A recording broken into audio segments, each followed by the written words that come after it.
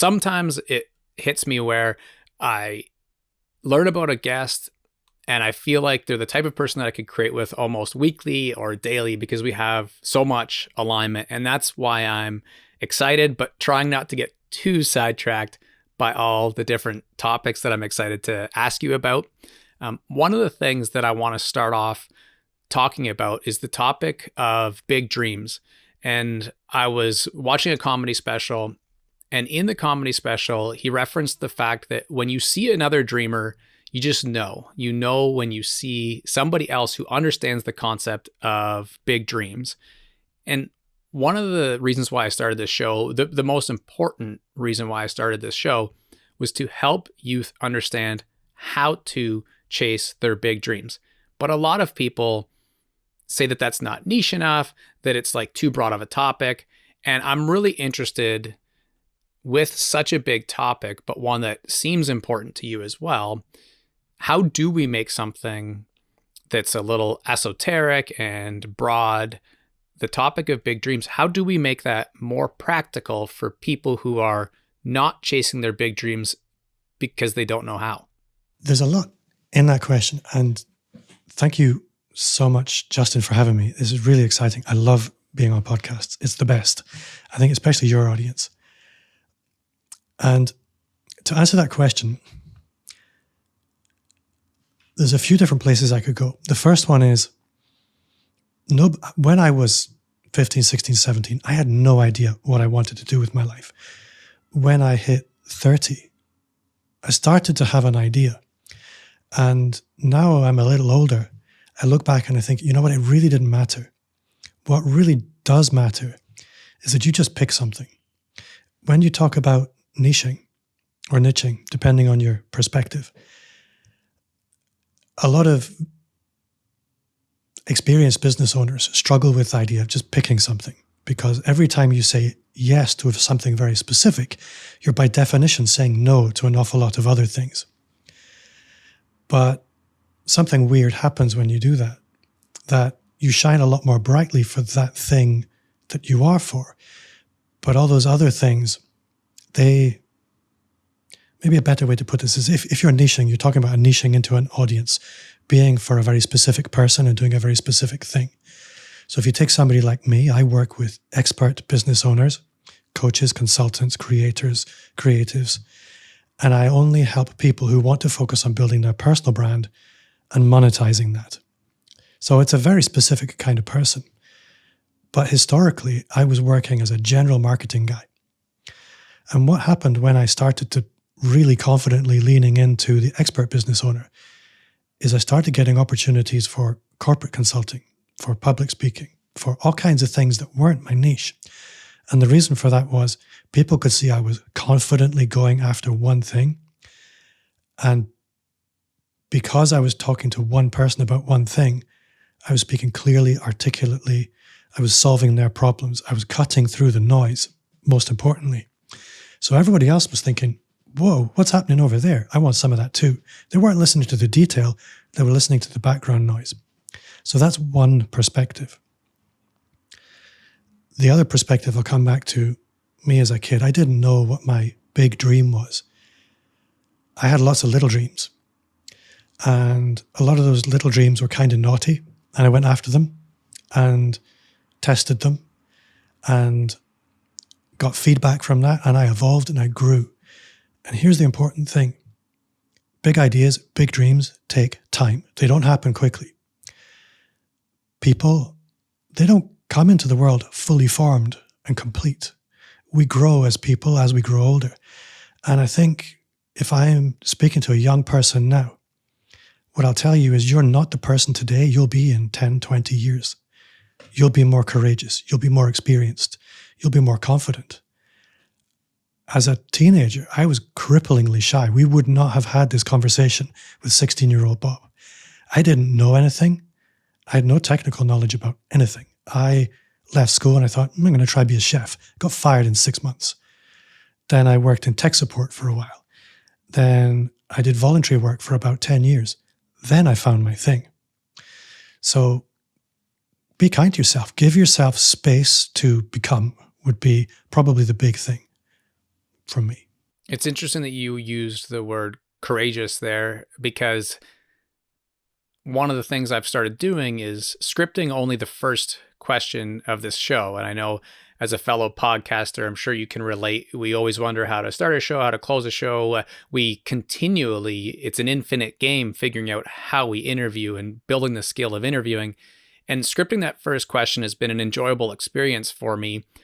One of the other questions that I was thinking of asking was on that topic of bravery.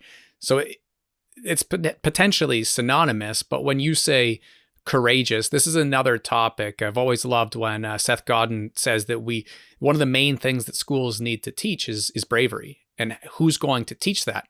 And it's interesting that he says who's going to teach that, and I can't wait to ask him a little more deeper, because my question every time I see him say who's going to teach that, I want to know how we teach that. And what's your thought on how we teach bravery or courage, if that's synonymous? I have a very specific answer to that because I remember the moment this question really punched me in the face. I was in a mastermind group, and for the listener who doesn't necessarily know what a mastermind is, it's a bunch of peers come together to talk about what are their challenges and collaboratively work on solutions for each other. You can do that on a one-off, or you can do it regularly. But this was a one-off mastermind event. And I was really struggling with, I need to show up bigger on social media. I'm not a millennial. And for me, social media, being personally visible, things like selfies and YouTube videos, they were not natural. They were terrifying. And I'm sitting there thinking, I'm finding it really embarrassing to even admit that this is the case. And I'm almost in tears. And then I realize, hold on, Bob, what's going on here? Because what you probably don't know about me is I worked for 15 years in search and rescue. I'm really comfortable with very scary things. I'm happy to jump out of helicopters into the sea in the middle of the night. I don't give it a second's thought. But I was finding a selfie scary. So I thought, well, how do we train people to do scary things? How do we develop courage? And it's really simple. It's through a gradual process of desensitizing yourself to what you currently find not normal.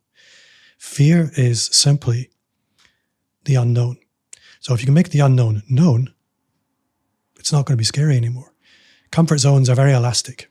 So you stretch them, they kind of stay pushed out. In search and rescue, you don't jump straight into jumping out of helicopters or abseiling down cliffs in the middle of the night. You might go along on the job and stay in the van for the first few months. You're not going to go and recover a body, but you might be around when that's happening. And then gradually over time, what was terrifying and unusual gradually becomes routine. And so we can apply this to anything.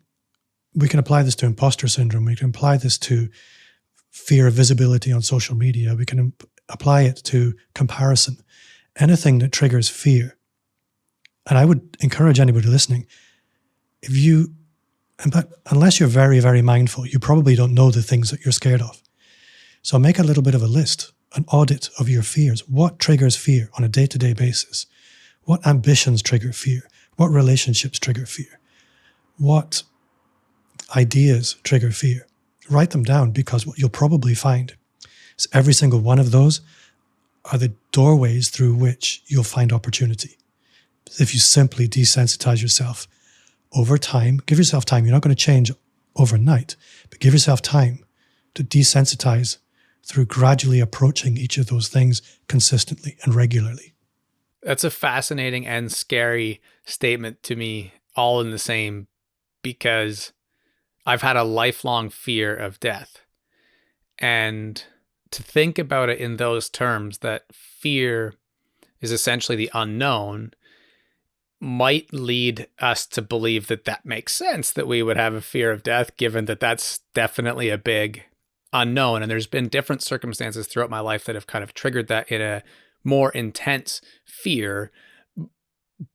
But even in the times that I've, let's say, gone to therapy or done a lot of self-learning and recovery and felt pretty good around it, there's always been that percentage of fear, which ultimately is maybe an unknown. When you say that leaning into that can lead to opportunity. What might be an example of that? I think the fear of death is one you maybe don't want to lean in too hard, because that could trigger all kinds of adventurism. But a lot of people are scared of things like public speaking, or they're scared of asking for help. They're scared of vulnerability. They're scared of success a lot of the time. What happens if this works? I'm going to have to show up differently in the world. There's all kinds of things that we might be scared of that are holding us back. I'll tell you something, I've worked with business owners my whole life. That's pretty much, my whole career, I'll put it that way. And one of the things I've found is that the most successful people are never the smartest. The most successful are the people who took the chances. And sometimes they didn't take big chances. They just slogged it out day after day, doing things that were uncomfortable, making sales calls. You would be astonished. You might not. But in the work that I do with clients, there's almost always this instinctive urge to try and market their way to sales instead of actually doing some selling. They think if people just knew about me, if they just understood the magic that I am, they would come and buy from me. Well, no, not unless you're running webinars or actually promoting yourself or actually making offers.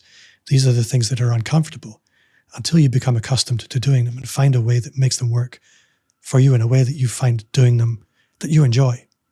Because most of the things you're scared of, if you did move towards them, you would find a way that they would become enjoyable. Because, I'm rambling a little bit now, but I think you know what I mean. I do. And specifically around that idea of the fear of success, I feel like the fear of public speaking or going on social media like you shared, or podcasting, something you said you wouldn't have done a while back, is pretty straightforward for people to understand. But I can picture people on a walk or driving in their car and they hear that idea of the fear of success and might be kind of surprised or shocked by it. Maybe even they struggle with that and they don't even know because it's in their subconscious. But I would love to talk about that a little bit more in terms of what you mean, the fear of success. I did a little bit of a study of all my podcast guests, and in the time that I've been doing the podcast, which is, I don't know, it's maybe similar to you, 4 or 5 years, something like that. I've interviewed a lot of very successful people. And one of the things that becomes apparent through conversations is that the person they are today, very successful, very competent, very confident, articulate, that's not who they were when they began the journey. They were a very different person. And I just imagine if I were to parachute myself into any multi-million-dollar business or billion-dollar business, think, okay, Bob, you've got to run that today. I would trash that business overnight because I'm not equipped to do that. And I think the fear of being successful means that you have to start doing things you weren't doing before. So you might be a great technician. Let's say you're a great photographer and you build a fantastic photography business and you're overwhelmed with the amount of work you've got to do. Now you've got to hire people. You've got to manage people. You didn't build that business because you love managing people. You're scared of managing people. So unconsciously, that's going to put you off doing an awful lot of the things that might get you to where you need to go. So that's kind of where I'm coming from. I think similarly, there's a social aspect to this as well. That my success barometer might be set at 50 degrees. And a lot of the time when we start to see success going above that temperature, there's almost like an unconscious thermostat that just pulls us back. And there's all kinds of psychology around that I honestly don't understand, but I know it's there. And I think a lot of that's driven by the fear of, well, if that continues to stay at that temperature, I have to operate at that temperature. And that's uncomfortable. There's another side to this as well, which I think does trigger a lot of fear. You'll have heard this idea of your income rises to the level of the 5 people you spend most time with. And that sounds great. From a theoretical perspective, if I want to make more money, I need to spend time with fancier people. And yeah, that's how it's presented to us. But what it also means is that our ambition will rise to the level of the people we spend most time with. Our competence, our confidence, our creativity, our expectations of ourselves. And that, by definition, will mean that we're probably going to be in uncomfortable territory again, because those are people who are operating at a level that we're unaccustomed to. They expect more from themselves. And comfort zones are comfort zones. We like to be lazy as people. And it's okay to be lazy all the time, but if you're lazy all the time, you get what lazy people get. For me, I think that discomfort, that territory of being discomfort, is a place where you need to breathe into on a regular basis. It's not a place to stay, but it's not a place to avoid. I think that's my perspective on that. I've watched a lot of people take the advice about you are who you spend time around, kind of like the you are what you eat, but when it relates to success, the 5 people you spend the most time around, 6 people, whatever different quote you want to use, but it all essentially means the same thing. And it's been very interesting to see some people who cut some of their best friends and family out of their life, or they start going to join masterminds like you referenced earlier, and feel like they need to make this 180 identity shift. And that's something that I feel like maybe some people have to do it that way because they can't play in both worlds. But that's something that I've always struggled with, because let's say my brothers weren't interested in entrepreneurship and like going to the gym and these things. I feel like them or other friends that I genuinely enjoy other parts of their character, it's important to recognize that we can still connect with people who maybe they aren't as interested in that. And I think Gary Vee does a good job of kind of circling back sometimes and talking about that, how some of his closest friends work kind of a regular 9 to 5. They watch a lot of Netflix. They enjoy watching sports. They play recreational sports events. They get a lot of sleep. They don't have to worry about employees. And they really, really genuinely enjoy life. And maybe that actually brings us full circle too to some of the fears that people have around success. But when you are referencing that idea that we are who we spend time around, do you think it's also possible to maintain those relationships you have and then add 5 new people? I think it depends on what your lifestyle is. And I think what makes sense is to come back to, okay, what's balanced? So if you're somebody who likes to go and spend every night in bars, you're going to struggle to operate at the level that people who don't do that operate at. And you're probably going to find it difficult to introduce new relationships in any depth into your life. So for me, it's about having a balanced lifestyle, spending time with those historic legacy relationships that bring you value. If they're not bringing value, then a lot of the time, and value comes in many ways. It's not all about the big inspiring things. It's just maybe this person really keeps you rooted. If they're an absolute negative influence, then you might want to ration that relationship. You decide who it makes sense for you to naturally evolve away from. I'm not saying cut anyone away. For me, it's about balance. At the same time, if you want to suddenly just have high-level entrepreneurs in your life, you're going to find that really intense. It's like every day you're playing in the Premier League. Unless you've been doing that your whole life, you're going to struggle with it. So balance in all things is my approach. Yeah, that might be a good word to summarize much of what we've talked about already.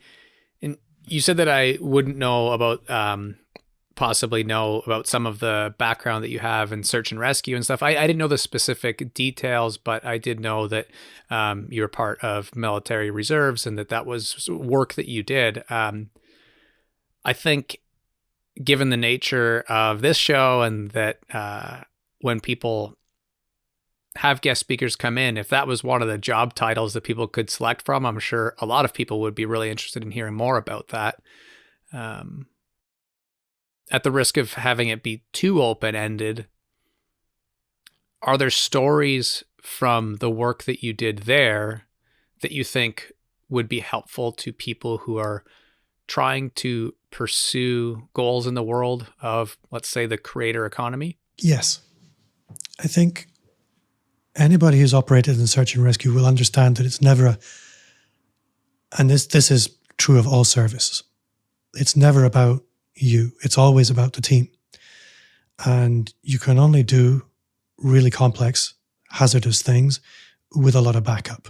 And this is actually something that I've found to be true in the creator economy as well, that we, as consumers, we see lots of solo operators out there on the internet.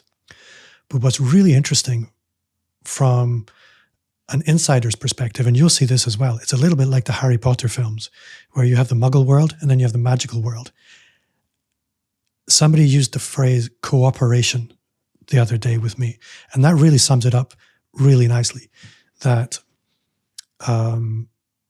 it's hyper collaborative, and you can go far as a solo player, as a content creator, but when you're around other people who are on a similar journey, you can travel together, you can talk about things, you can share tactics, you can have each other's back, you can spot opportunities for each other, you can spot blind spots for each other.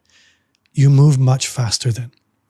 And this was something that really surprised me about the creator world, is it's extremely generous. Because, I mean, some of my closest friends,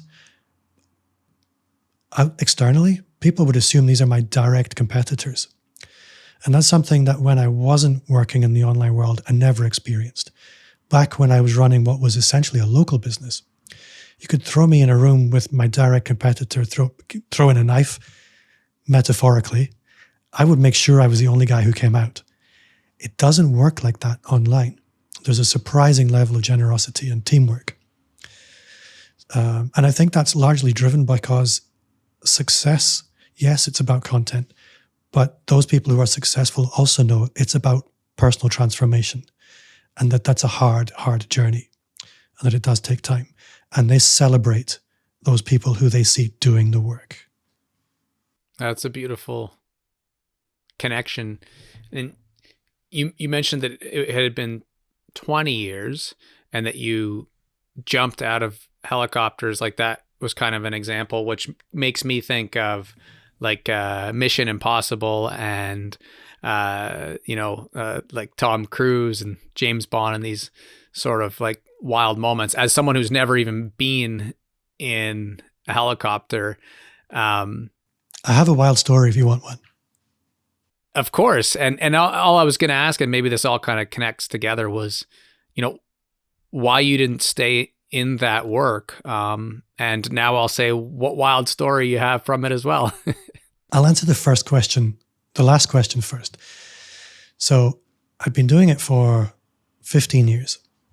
And for a lot of that time, I was running what was essentially a creative agency. It was my business, and I had other people doing most of the heavy lifting. So if I disappeared for a day or two or three because there was a multi-day event, it was okay. The business would keep running. But I decided to make a big change in the business where I wanted to focus on personal branding, really slim it down, and focus on me, my value, me showing up through consulting and coaching. And it was just incompatible because I couldn't be canceling coaching clients with calls on a whim for what, in all honesty, yes, people look at it as public service. But for me, I was doing it for me. It felt self-indulgent, and it was time. So that's why I stopped doing it. It was just came to its natural ending point. And I think it's important to recognize when you're at a natural ending point for something. But additionally, I joined that because I was looking for adventure. I was looking for excitement. I wasn't getting that in my business then. I really do get it in my business now. It's challenging every day because I choose it to be that way. So there are a couple of events in my Coast Guard career that really stand out. One was my area of operations sat between two major rivers that were maybe 20 miles apart. And we had what's called a neap tide. So the moon was very close to the planet, pulling the tide higher than normal by a few feet. Torrential rainfall. So both rivers flooded. And both rivers run into a city. And so where these rivers flowed into the city was flooded. And it was apocalyptic that night. It looked insane. And I got the call, this was at the beginning of it, before the whole of Scotland got called out to deal with it. It was me, my van, and 5 guys. And we were called to a house that was being flooded. And we arrived and the house was completely flooded and there was only one access. And on the right-hand side of this access was a screaming torrent of a river. And on the left-hand side of this access, maybe 10 feet away, was a giant whirlpool. And I had to swim between the two into the house, which was in pitch dark, just enough floodlight to see where I needed to go. And it didn't faze me at all. I really quite enjoyed it. And then when I got to the end, I had to jump a giant wall, which that was the hard part. So I don't really describe it and give it justice, but it was truly one of the most apocalyptic things I've ever seen. The other one was, again, at night, I got a call that some kids had been jumping into the river and allowing themselves to be washed out to sea at night in the winter and then swimming back. And this was fun, apparently. Now, in Scotland, it's cold. You can't last very long in the water. The average time you'll stay conscious in the water at that time of year is 15 minutes. So I got the call. We arrived there. There were apparently 15 people in the water. We arrived. I could hear them screaming in the distance. Couldn't see anything. And again, the first person there, we had to find 15 people in the middle of the night. And nobody died. It was a miracle. So those are a couple of highlights. Those are the ones where people lived. There's plenty others that are maybe more horrible, but that was what I did for fun. Which is what I was about to ask about, because you said that was fun, apparently, when those kids were in there swimming in the cold water. Is that something that you think at their age you would have found fun too? No, I had better ways of having fun. I say it was fun. It was obviously it was never fun in the moment. It was exhilarating. It was exciting, but it was scary. So many things could have gone wrong. It could have ended sadly. It's always very pleasing when they don't. And that's when for me, it's a fond memory because it had a good outcome. There are lots that didn't. They're the ones that I think that was not a good night. That was a good night because everything went well. And that's why you do the job. Yeah, it's pretty special. And you mentioned having a natural ending point to it and then being able to now find that same enjoy and thrill, excitement, exhilaration in the work you're doing because you choose to do so. How does one choose to add that to their work? Well, you talked about challenging yourself through the podcast. I remember the day I started my podcast. The feeling that I had after that interview was very similar to the feeling I have after having spent a day on a roller coaster. I was wiped. I thought that was incredible. That was terrifying, but I got through it. And just constantly finding ways to test my comfort zone. It's at a different level, obviously. There's no physical danger, but things can still go wrong. You can still feel like an idiot. Again, one of the things I'll say, and this for me is a really important takeaway for anybody, settling is a choice. Stopping personal growth is a choice. And I choose not to do that. It's very easy to say, you know what, I don't have to be uncomfortable. And nobody listening has to be uncomfortable. But everything worth having is on the other side of a door with labeled uncomfortable. You don't have to stay in that room, but if you regularly go in, you can have what's in there. And it's awesome. I left school with virtually no qualifications. I left school at 16. I earn more than, as an airline pilot, a doctor at a high level, most politicians. I have no right to be earning what I earn. I earn what I earn because I became comfortable with being uncomfortable, and I continue working at it. Anybody can do that. I have zero qualifications. I would never tell my clients how unqualified I am. But because I built a level of experience through being uncomfortable, that experience has become valuable. That's so well put.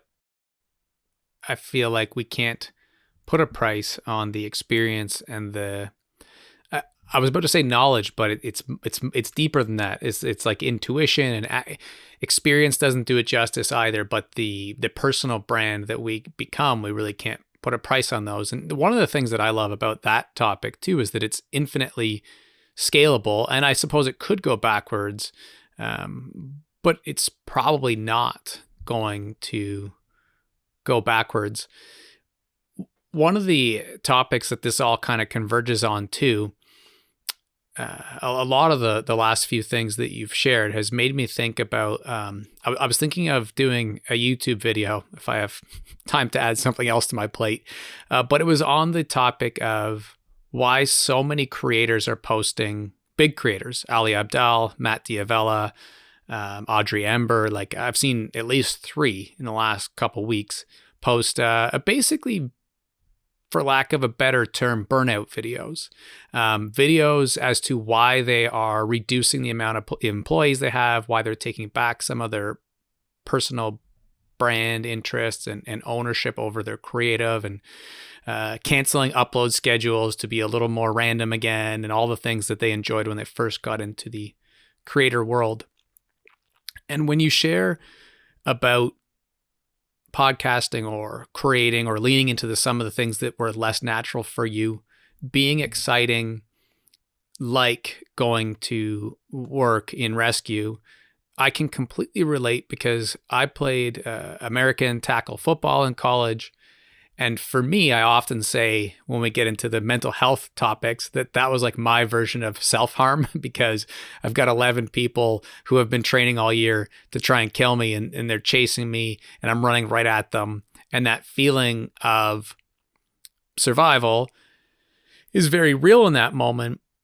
And I hadn't really felt that excitement that you feel on game day until I started podcasting as well. And I'll often tell people that I can't really describe it, but it feels the same. And I felt that before we came on air here. You know, I was kind of bouncing on my way into the office, like kind of excited for this and getting up for game day, so to speak. And then afterwards, because I'm more introverted than extroverted, I'll be exhausted by it. And I say all this to ask, how do you think about that topic of burnout? Like, you mentioned a roller coaster. I'd like to add that too. You mentioned the idea of being on a roller coaster. It can't be healthy probably to go on a roller coaster every day or multiple times a day. And a lot of times I want to create more podcast episodes, but then I try and balance that with like, is this worth it? Because it is draining as well. And so I'm just curious, because I know that a lot of your personal brand work is in the world of being introverted. Burnout's going to be a huge topic for a lot of people in 2024. So how do you feel about that? I come to this from a perspective of what sparks joy. I think that's not me saying what sparks joy. I think Marie Kondo, she wrote a book about decluttering. I can't remember exactly what it was called, but essentially it's the whole philosophy sums up: if it doesn't spark joy, let it go. And as a content creator, I think that should be the north. If it's not sparking joy, you're going the wrong direction. Find a new direction. Burnout is essentially what happens when you don't do that. Nobody can go on a roller coaster every day, But if you do go on a roller coaster every day, it's going to get boring. You don't want to do that every day. It's just physically exhausting. You go on now maybe once or twice a year. It's going to be exhilarating. It's going to be great fun. You're going to remember it as fondly. But if you do it every day, it's going to become work. So it comes down to balance for me. I did think about my podcast thinking, you know what? I could go daily because I'm finding it really quite easy. But I look at it and I think, well, what else could I do with that time if I didn't go daily? If I maybe focused on doing client work better, really? Maybe focused on YouTube content or making my social media a little better, or maybe writing a book, something that's going to level things up. So I think a lot of these content creators that are talking about burnout is something that people will say sometimes when they're maybe not articulate or self-aware enough to see what it really is. Because burnout is a very broad topic, a very broad brush that you can paint just about anything with, saying, I can't keep doing this. I think burnout, there is a clinical definition of burnout. I don't think many people reach that. But fed up, not finding joy, finding it too much work, diminishing returns, these are different things that I would look at. So as long as you're following your North Star and thinking, what's going to light me up? That, I think, is what you should use as a guide. I think there's another aspect to this as well, which is coming back to what you spoke about earlier about craftsmanship, doing the work and honing your abilities and experience and things like that. I like to use the analogy of becoming a craftsman. And there's a process for becoming a craftsman. A master craftsman in just about any trade is a prized, well-paid person. But they're not. They don't pop into the world fully formed. We have to go through the apprenticeship process. We have to go through the journeyman process. Then we become a junior master craftsman. And after many years of the master craftsman stage, then we become really, really valuable. A lot of people, especially online, and this is different from the people you described, but particularly you see this quite often with young people, is they want to pop into the online space fully formed as the expert. And that means they have an awful lot of acting to do because it is not true. They haven't earned that space. So my recommendation for anybody who does want to build their personal brand online is give it time. Allow yourself to be the apprentice. And that doesn't mean you don't become a content creator, but maybe instead of being the guy who has all the answers, focus on being the guy who actually has the questions and go looking for the answers and take people on the journey.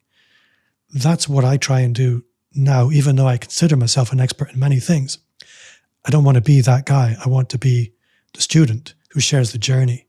And for me, that's super sustainable because sharing your questions, taking people on the journey to find the answers, that doesn't require you to have all the answers. And you can come to content creation from a place of humility. And for me, that's a much nicer, more sustainable approach. Speaking my language, because the whole concept behind the brand, be it personal or company or both, is the idea of just showing growth mindset as opposed to putting it on a poster and talking about it. You walk down a hallway of any high school or college and you can see posters that say, lean into your discomfort. It's like, okay, great. Well, what the hell does that even mean? And I've shared this recently with someone that I was consulting with and talking about YouTube strategy, and we were just having a good conversation, but I was sharing that I get a little bit hard on myself because I've had big dreams in the area of being able to document learning in real time. And the reason why it's hard is because I've been doing that with the foundational things, like how to start the blog, how to podcast, how to build a business. Like, and I feel like now in 2024, I'm turning a corner where I'm really excited because I could take something like, as much as it makes my shoulders cringe, like singing or dancing, and learn that thing and show people that it's okay to be vulnerable and brave and lean into that. And this is how we learn relatively quickly. It could be 20 hours like Josh Kaufman talks about, could be 200 hours maybe, or 10,000 if you want to go the Malcolm Gladwell thing. Regardless, the process is kind of the same from going through some stages of a learning journey. And it's been hard to, I hate to say it, but to prioritize and have the time to do that content well. But I am excited for it. And maybe one of the things I should do better is show people how I learned podcasting and those kind of things that I thought I had to learn first to be able to show the other stuff. But one of the words that has come up a lot is that idea of personal brand. And I find that a lot of times when we are really big time experts in an area, that it can be hard to package that in a way that maybe youth or someone, only in high school thinking of heading off into entrepreneurship and business world, online business, they hear these key terms. Maybe they know the definition a little bit, but they don't actually understand it.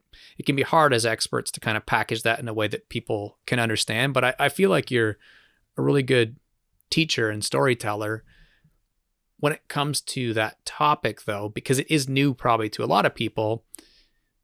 What does personal branding mean, and what should people think about as they start becoming creators? So if you go to marketing school, they will tell you that brand is what people say about you when you're not in the room.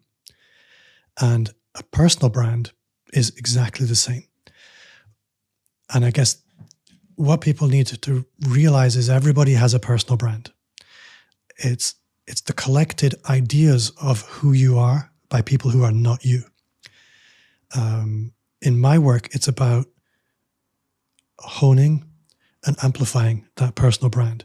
So you're trying to move from being accidental to being intentional about how you cultivate what people think about you and scale that up.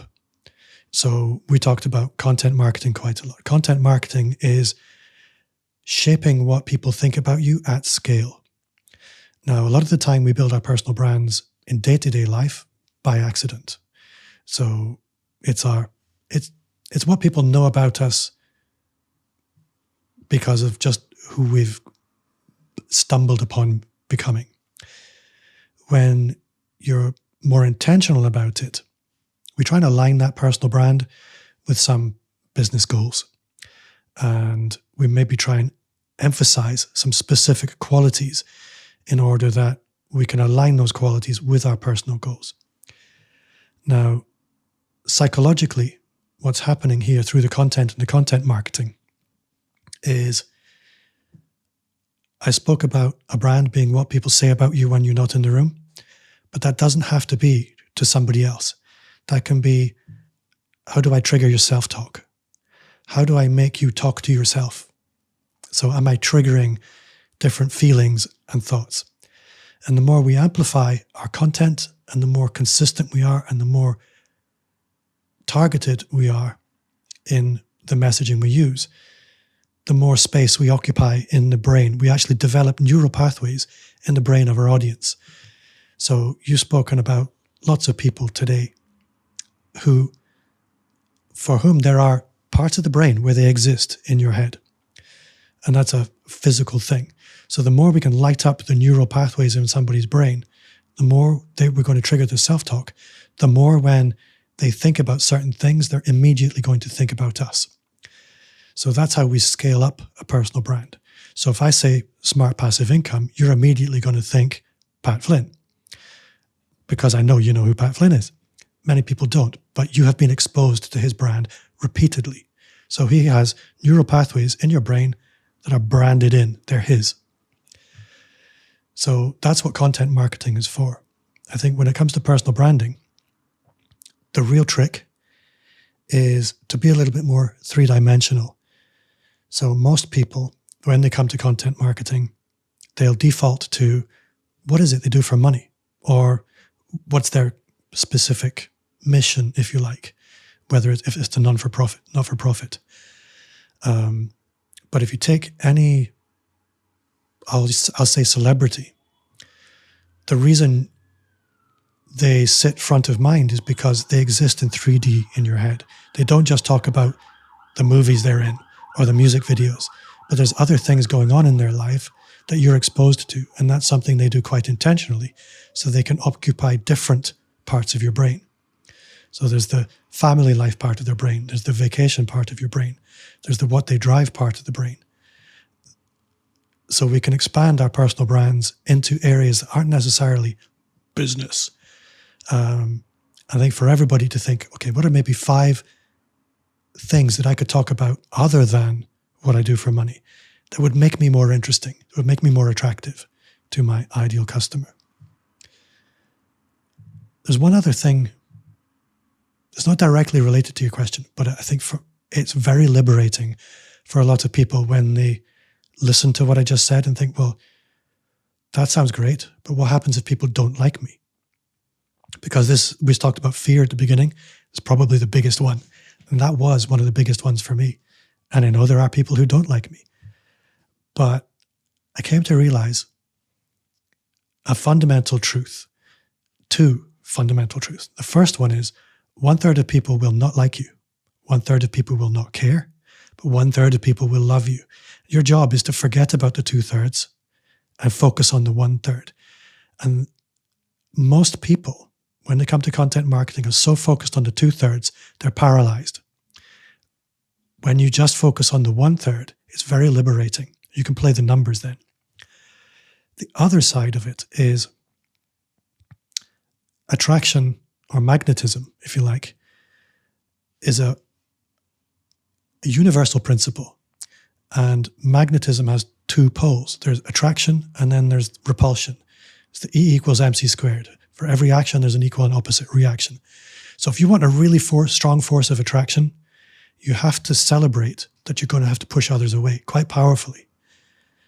And when I got that, I got really excited, because what that meant, both of those things combined, if I just bet on myself, don't try and pretend to be anybody, I will attract people who like me for me, who come to me for the reasons that I like being me, the people that I like to serve. Everything got easier. So the first answer to your first question was, that's my definition of personal branding. The second question was, this is how to lean into it and be okay with it. I know at least on 2 occasions I've probably wrote like a Twitter/LinkedIn thread and maybe a blog post over the years on the idea that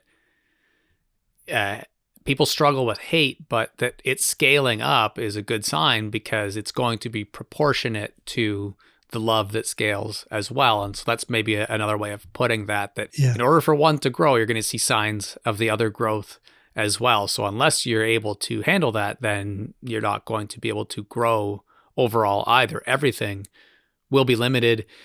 I can appreciate what you shared about early on having those fears. Like, I can really remember posting the first ever video and how kind of awkward I felt and like all those sorts of things. And that lasted a long time too, not just the first video. But about the work that you shared that you did before, and it being in public service, and my background also being in public service, I think it's easier for a lot of us to feel like, well, we're doing, it's not charitable, like it's my paycheck still, but it's a service. And so it's kind of, in my case, I work in the mental health field. So it's like really that balance of I'm giving back to the world, and coming to terms with the fact that as an entrepreneur, as a creator, I am giving back to the world as well. And maybe even in a more powerful way was really, really helpful for me. When I know in your bio, one of the things that you have is the appreciation for nerds, introverts, and outliers. And I've mentioned the idea of being introverted a little bit. The people who are listening who are introverted, how do they go about building personal brands? Like when you're coaching someone who it goes beyond just the fear that all of us have because there's a uniqueness to it. How do people like that start building?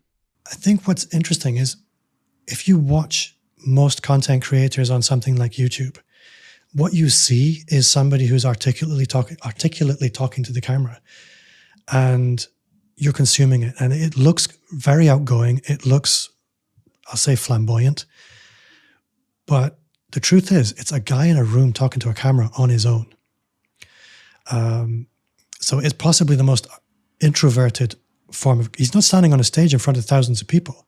He's not even having a conversation with another human being a lot of the time. So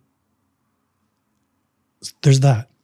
Another aspect of this is, I remember when I did my first YouTube video. My YouTube sucks. I'm trying very hard to get better at it. But I remember I thought, well, I'm going to create this video, but then I'm going to post it in social media and everybody's going to laugh. And I thought, hold on. What if I don't post it to social media? What's YouTube going to do?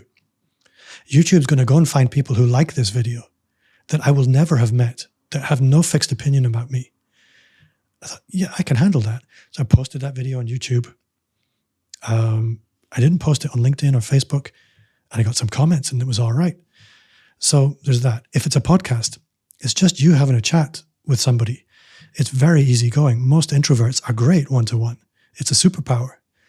So lean into that. I think we automatically assume public visibility with extrovertism. It just isn't so. I think there was another aspect that I was going to say to this, which is, I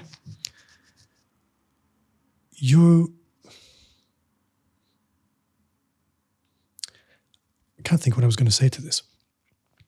I think yes, this is what I was going to say. I remember thinking to myself one day, is the reason I am struggling with this content creation and worrying about what people are going to think about me, is it introversion? Is it shyness? Or is it vanity? I thought, you know what? It's vanity. And actually getting granular about what you're feeling and why you're feeling it is probably quite important, because we assume that we're turned off doing certain things because of good reasons. But a lot of the time, it's not actually what you thought it was. And for me, vanity continues to be a big issue. I don't want people to say, Bob, you're not looking as young as you did. Bob, where's your hair? You can't see the bottom half of me, but my belly's not what it was. Bob, your teeth aren't looking so hot. All of these things, they bug me. But it's vanity. It doesn't prevent me. I don't look how I wish I did. If I looked how I wish I looked, I'd be Tom Cruise or someone like that. But I'm not. But it doesn't really matter. It doesn't have to get in the way. Allow yourself permission to be yourself, be kind to yourself, and all these things kind of melt away. That was a very powerful direction that you took that, because when you first mentioned vanity, maybe this is part of it too, I thought perhaps you meant around the vanity metrics of like, 11 people are going to watch this. But thinking about personal appearance and confidence on camera, a lot of people probably wouldn't even share that that's a reality that they deal with when they go to upload. So I think that in and of itself will help a lot of people. There's another aspect to this, which is when you're speaking about metrics, a lot of people create content because they want the big numbers. I don't care about big numbers. I just need one person to watch that and think, I need to speak to Bob. That's all I care about. So if I might get 20 views on a video on YouTube, I might get 5 likes on a video or a post on LinkedIn. What you have to understand that this is the tip of the iceberg, and sometimes it's just a tiny tip shows and gets some kind of reaction. But that is telling me that underneath the surface, there's a lot happening. And I can tell you, I have a healthy 6-figure business. Most of my clients have never commented on my social media posts. I had a guy that I met 15 years ago now, and he saw a video that I posted on LinkedIn, and I hadn't spoken to him for 15 years. He said, Bob, I need your help. You're the only guy who can help me. Back then, he was a young graphic designer. Now he's the CEO of a giant geophysics data distribution company in Texas. You can't predict what's going to happen when you post any kind of content, But trust me, for you to be successful, you don't need big numbers. If you have a process for monetizing that goes a little bit beyond simply getting paid by the platforms or advertising. Well, we have very much a choose your own adventure now, because one of the things that I had jotted down was, when it comes to business and entrepreneurship and monetization, where do the creative types, the creators, the people who like to vlog and just write for Medium, like where do they go wrong? The other thing that I really thought would be good to tackle, and I feel like these will combine quite nicely, is when people want to get into being a creator, this word that we love to throw around, I want to be a creator.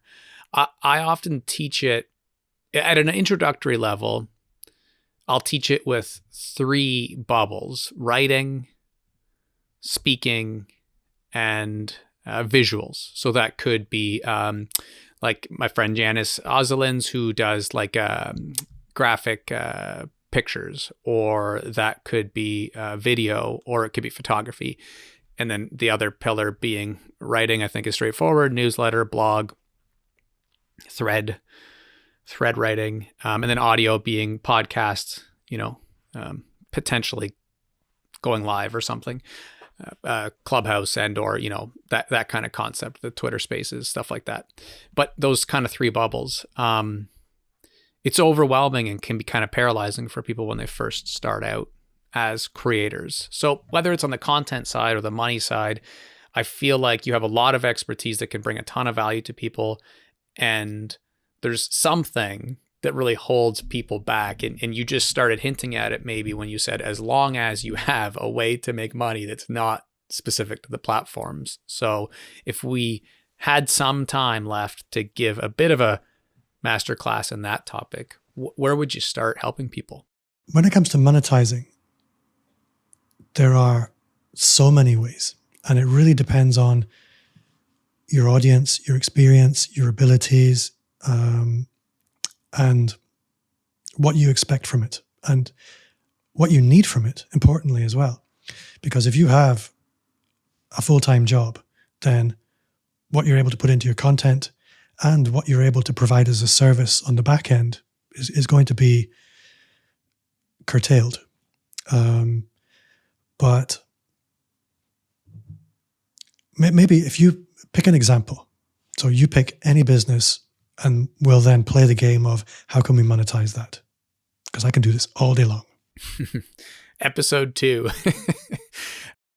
It's so funny because I'm so tripled down on podcasting that it'd be great to talk about that, but I don't want to. I want to get a bit more creative here too. I think an important operational definition for people is when you say pick any business, and this goes back to that experts being able to package things for beginners. Are we picking a content-driven, like content pillar, like podcast or newsletter, or are we picking the offer first? I would always come back to what lights you up, because what lights you up is what you will invest in becoming the best at. And you'll probably find over time that has a few pivots along the way. But if you're following that North Star, you're not going to hit any dead ends, because you don't want to start a business and then think, you know what, this sucks. I need to go a completely different direction. So let's say you were somebody who liked writing teenage romance novels, or even just teenage romance essays. Doesn't matter. But there's lots of ways you can roll this through content. So you could say the tools that I use for writing, how I develop characters. There's a lot that I could extrapolate in terms of content pillars for that. But then alongside that, it could be the Teenage Romance Writers Club. It could be workshops. It could be book marketing consulting. As your experience grows, your ability to monetize grows, because you monetize your experience as you go. Alongside that, you might find people like Scrivener or the other big online writing platform will sponsor you. You might find that you could run a virtual summit where you bring lots of different people who focus on the fiction business together in an online event, and you charge sponsors to sponsor the event. You charge people $50 for lifetime access to the recordings of all the 70 interviews that you did. You might run in-person retreats. So there's always a million ways to monetize anything.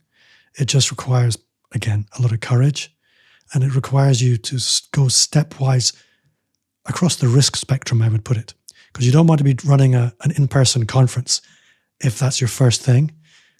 There's baby steps along the way to scaling up that monetization. So you start low risk, low return, and with your experience, you build up. There's a guy, Phil Jones, he wrote a book called Exactly What to Say. It's a tiny book. It's probably no bigger than my phone, physically. And it's full of little sales mindset things. And I spoke to him, and he has, I think he said 27 different revenue streams tied into this book. So it requires a little bit of creativity and linear thinking. It's Mike Michalowicz. He wrote The Profit First, The Pumpkin Plan, and a whole bunch of other books. And again, I asked him, how do you plan in the monetization for your books?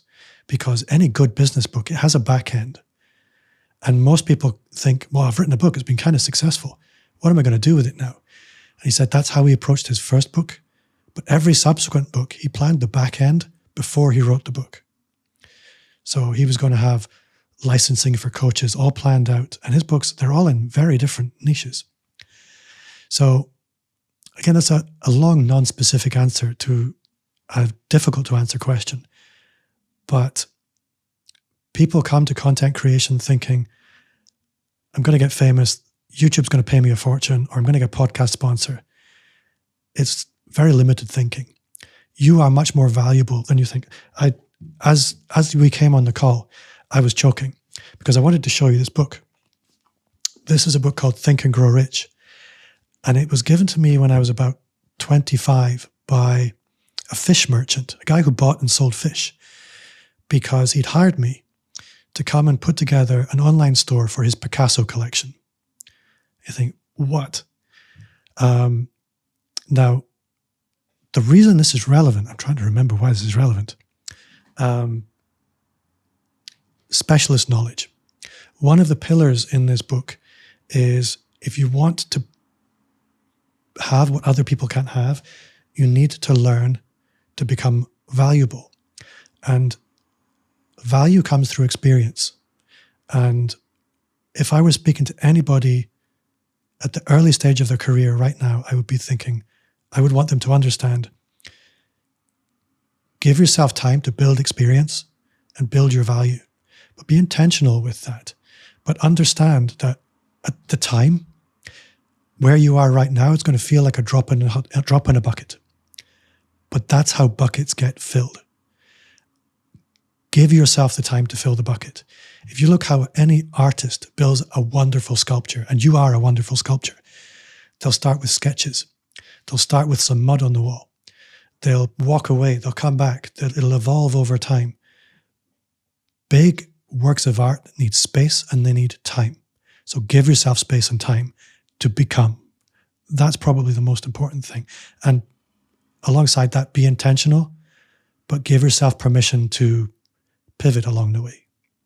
There are few books, I think, that have the staying power of Think and Grow Rich, or that come up often in these circles. And it's funny because I have it right behind me as well. And I think that happens about 50% of the time that I do podcast episodes. So definitely something people should check out if they haven't already. You talk about the idea of how many different ways there are to monetize, and Mike Michalowicz having a book planned with the back end already complete. It reminded me of one of the first business books that I ever read, and it obviously doesn't have as good of a title as Think and Grow Rich because I can't remember what it was, but I'm pretty sure Brendan Burchard had the back end planned out for whatever that book it was.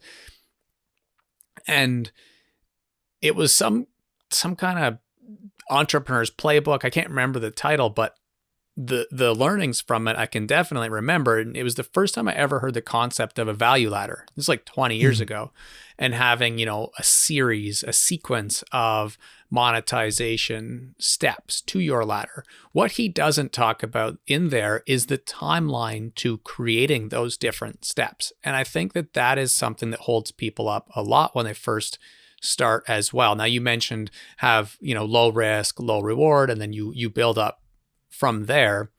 If someone comes to you, they say, I want to be a young author, the example that we came up with, which I actually do hear that quite a bit. So they want to write these novels for fellow teens, and there's all these different ways to monetize. Should they, in your opinion, start with one way to monetize right from the get? Should they have 3? Should they have 5? Or should they just hold their breath and wait until they have some amount of audience to sell into? It depends, is the simple answer. I think that particular example of, I'll call it the self-published author, is a particularly challenging one, because a lot of the time the sales aren't what you would wish them to be. And in that, finding a way when you're writing your fiction to build the kind of world that lends itself to monetization sounds like a smart move. Harry Potter for me and Star Wars, they are worlds that they have these motifs that are just begging to be monetized. Micro brands within them. That's kind of a good idea. What I would also say is, although I like the idea of a value ladder, it's a universal sort of theme. Lots of people talk about it. But I do find when it comes to monetization, people have a tendency to play it safe a lot of the time. So I spoke about starting small and scaling up, but a lot of the time I'm actually saying start in the middle. And sometimes I might say, you know what, start at the top. Because if I had a self-published fiction book that was maybe selling 10,000 copies, if I said, you know what, I'm going to sell t-shirts with logos on them, I'm not going to really make very much money. It's probably going to be more work than it's worth. But if I said, you know what, I'm going to have a weekend away for 5 people where we can play in this world. We'll have a vacation. We'll talk about what we love. You can help me plan my next book, and I'm going to charge $1,000 per head. You'll probably find that easier to sell. Sometimes, perversely, it's easier to sell less at a much higher value than it is to sell a lot at a low value.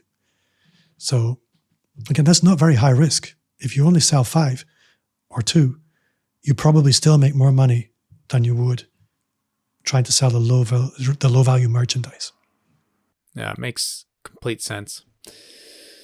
I feel like one of the things that summarizes a lot of this is the idea of our individual journeys and sort of figuring them out. You know, I heard a really good quote from Pat Walls, who started a Starter Story yesterday, about his first dollars into his bank account as an entrepreneur and how it felt like he had made $1 billion, even though it was just a couple hundred, but how life-changing that was, because he realized, wait, this isn't how I expected to make money, but this is one of the ways now.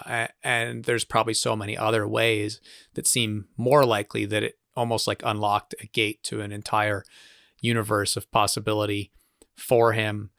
One of the ways that I really like to wrap episodes is with some theme kind of rapid fire questions, like a lot of podcasters do. I feel like with any great guest, there are always so many other topics. You know, we could talk probably at length about content creation and kind of strategy around digital marketing. You're a really good storyteller. I'd be thrilled to talk storytelling with you for an hour, but naturally these things tend to come to an end. And as fellow podcasters, that's always a fun episode, because it's nice to just nerd out a bit about podcasting through and through, which could take hours in and of itself. All this to say, I'd love to get to the theme questions for this time around, because, you know, we're busy and we have other things going on for sure. And I'm really grateful for your time. So we can perhaps tackle some of those topics in the future. Before I do get into the theme questions, though, we've talked a lot about creator economy, being introverted, the idea of running a business and some mistakes that maybe people make. The concept of dream big is how we started. And is there anything that, if we were to just move on to the theme questions and wrap, that you feel like we'd be leaving out, or you would have liked to say in this episode this time around? I think there's one thing, and that is a lot of people fail to execute on their dreams because they don't know what it is. A lot of people think, I don't know what my big thing is. I don't know what my niche should be. And that was me for a long time. So I would say the most important thing is just pick something, start heading in that direction. You'll learn along the way. I like the idea of the hero's journey. The hero doesn't know what the end of the journey is. He becomes the hero because he starts traveling. He moves from where he is to the first challenge, to the next monster. And in hindsight, when we look back, we see this nice story arc. It wasn't like that for him. So you need to just start moving and trust that the road's going to rise up and the world, and your journey is going to unfold as you move through the world. So if you don't know what your big thing is, just start moving anyway. You'll meet it on the road. That would be the most, I could speak about that all day long. Which hopefully we will. We'll do, like I said, we got to run this back in the future. But as you're saying that, it's bringing up a lot of my wandering around in the early years of online business. And about 45 years ago, I took a workshop from Stu McLaren, who teaches a lot about memberships and building memberships. And in there was a Facebook group that we were able to share our ideas with others about. And going back, like we talked about when we were first starting out, to this time where I didn't have confidence and I didn't understand the importance of repelling some people. I wanted everyone to love every idea I had. And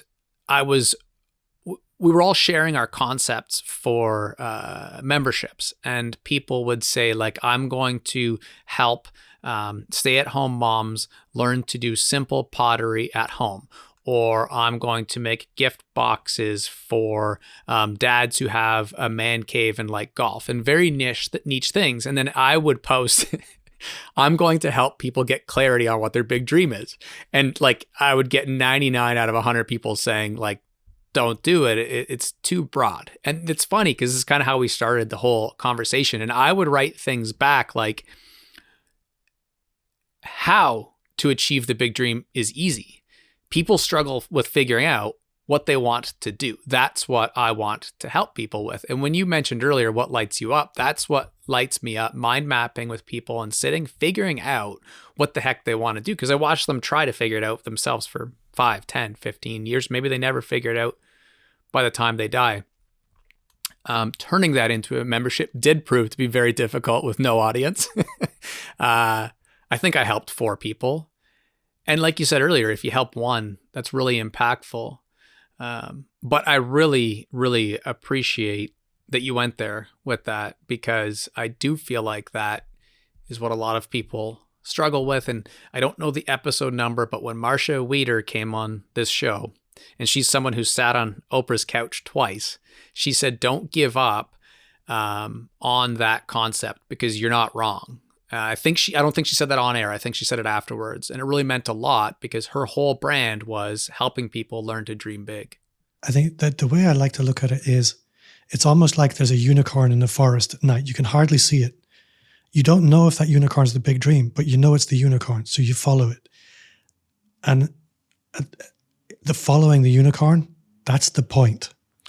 I think that the point of life, from my perspective, is not achieving the big dream, but it's the journey. If you actually achieve it, fantastic, but it's what you'll learn and what you'll become along the way. That's the point. And you won't end up where you intended to be. That's not the point.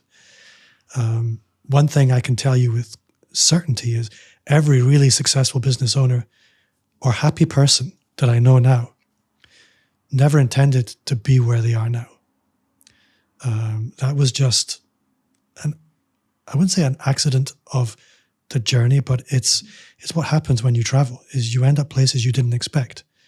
But people grow when they travel. That's just how it works. And the people who stay at home, they don't grow. They might get incredibly lucky and win the lottery. But again, that's a different kind of unicorn. Sorry, I'm rambling again. No, it's a terrific mic drop moment. It really is.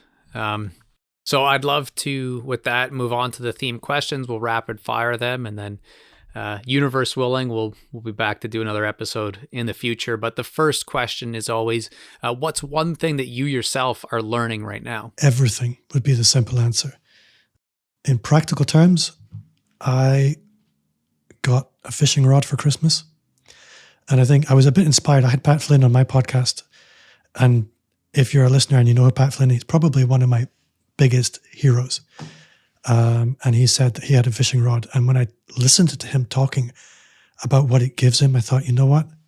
I could do with some of that. So I got a fishing rod. So I'm going to have to learn to fish.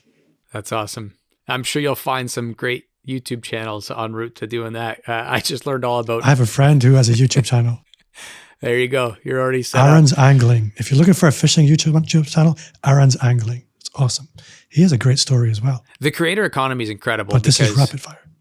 Yeah, it is. I don't want to go on too long, but I do want to name drop quickly as well, because Victoria Rachel is someone she's only 22. It seems like she's been creating probably 12 years, specifically in helping people with hamsters. And we got into getting a hamster for our kiddos over the holiday break. And because of her YouTube channel, it was a very successsul decision. That's a really good idea. Yeah, it's awesome. So one piece of advice, it's so hard to pick one. There's all these great books I'm sure you've read. You've probably come up with kind of frameworks yourself. But if you were to leave one piece of advice for the next generation, for your family, if you were to leave one piece of advice for the next generation, what would it be? I think I mentioned it earlier. I think it's 1/3 of people will not like you, 1/3 of people won't care, but 1/3 of people will love you. Focus on those people, bet on those people, and give yourself permission to bet on yourself for those people, because they need you. I didn't think of this earlier, but it triggered it now for me that all through high school, I wore a shirt that on the back, it said, loved by few, hated by many, respected by all. And it was like it was like a phrase that the football team I played for used. And yeah, that's a really good point. And so if you were to ask me a question as a podcaster, you're used to having a line of questioning, whether it's on these topics or something else that you're interested in. Who knows when the next time we'll chat is. But if you were to ask me a question, what would it be? I think it would be the question I ask at the end of my podcast, which is, what's one thing you do now that you wish you'd started 5 years ago? Which normally I warn my guests, that's what the question is. You didn't get a warning. I always share that I love being put on the spot. It's one thing that's a weird thing. Maybe it comes from the sports background, having to sit at answering journalists' questions, but I don't mind it. Like, I can always find some way to answer. It may not be what I would have said upon reflection in 20 minutes from now. I might snap my fingers and be like, damn, I should have said this, but that's okay, because I can, always change my thoughts later or what have you. The reason I was thinking deeply for a little bit was because I would like to say the podcast sooner and better and more efficiently effective. Like to know that was the unicorn that I was following in the forest much sooner would have been amazing.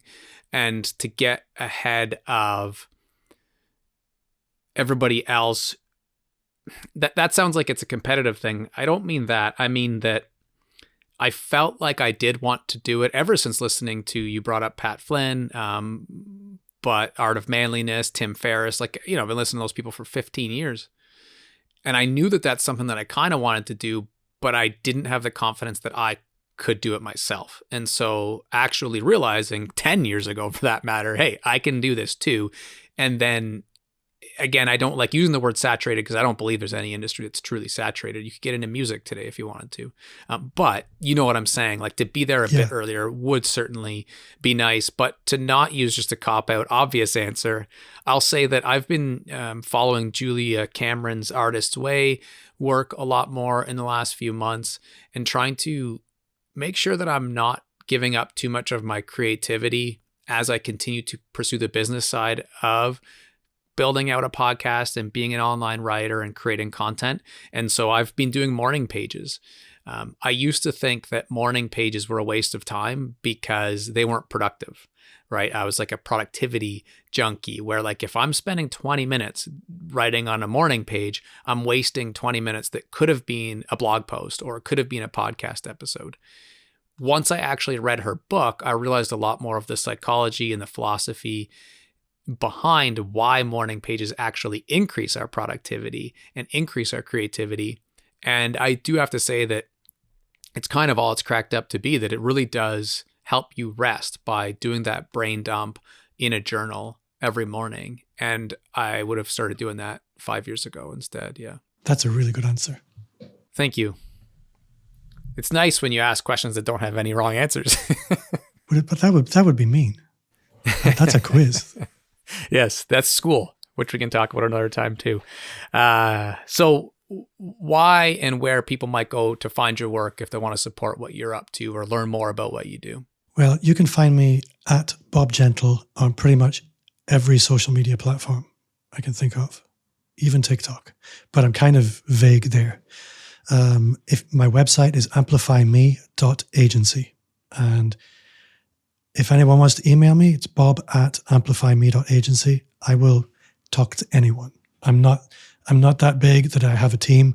My email comes to me and I do read it.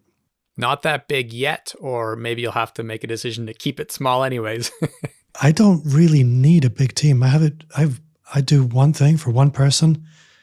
It doesn't have an awful lot of moving parts, so I don't need a big team. I have a podcast editor. I have a couple of people who help me with bits and pieces, and my wife, who looks after the money. That's pretty much it. It's awesome. Sounds like a great team, the perfect size team. Well, I appreciate you taking the time to do this. It really means a lot. We're so busy in the creator space, especially when, we are family oriented and we have a lot of things going on. So for you to take, 90 minutes out of your day and do this, it really does mean a lot. Appreciate it. It is my pleasure. And I'm really grateful for the opportunity. I have enjoyed this podcast interview more than most. I think you did a really good job. And I think a lot of the time I'm talking to a very entrepreneurial audience. And I think this was a more important conversation and I really enjoyed it. So thanks for that. Thank you. I'll try not to add too much in response there because I think you hit the nail on the head. But we'll save that for another time. I appreciate you. Thanks. Thank you.